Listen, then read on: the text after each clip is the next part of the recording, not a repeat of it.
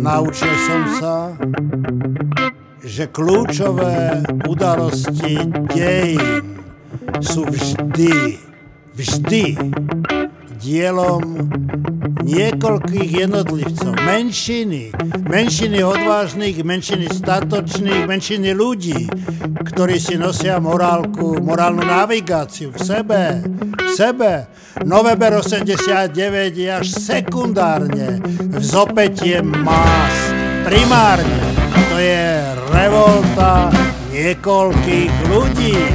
Keby napríklad v Bratislave v tom čase, v novembri 89, zatkli, poslali za drôt, vyvraždili 30-40 ľudí, nebol by november 89 v tej podobe, v akej prebehol.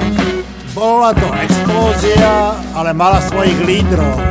Tí lídri nemysleli na profity, nemysleli na kariéry a nazvali sa Verejnosť proti násiliu.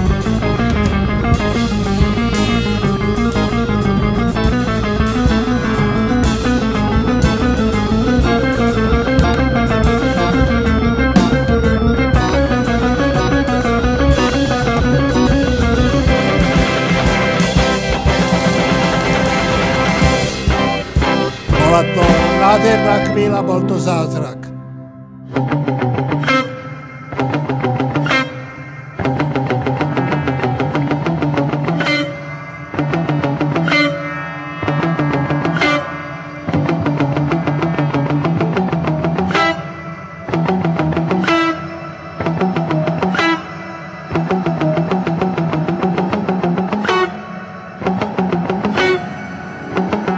Mali sme jeden spoločný sen, jeden jediný a volal sa sloboda.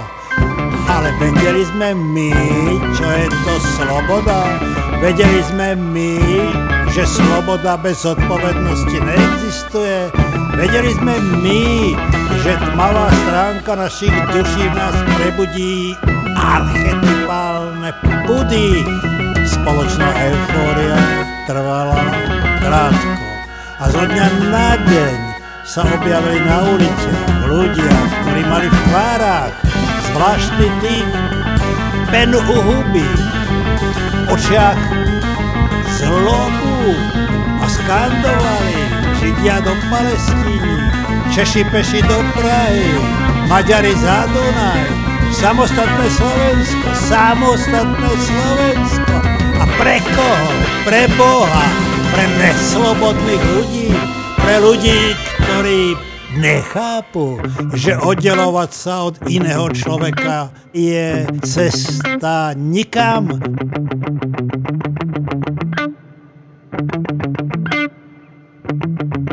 Ten zápas trvá dodnes, ten zápas je o dôstojnosti, ten zápas je o slobode, ktorá bez odpovednosti neexistuje. Ten zápas sa však už neodohráva za ostatnými drôtmi.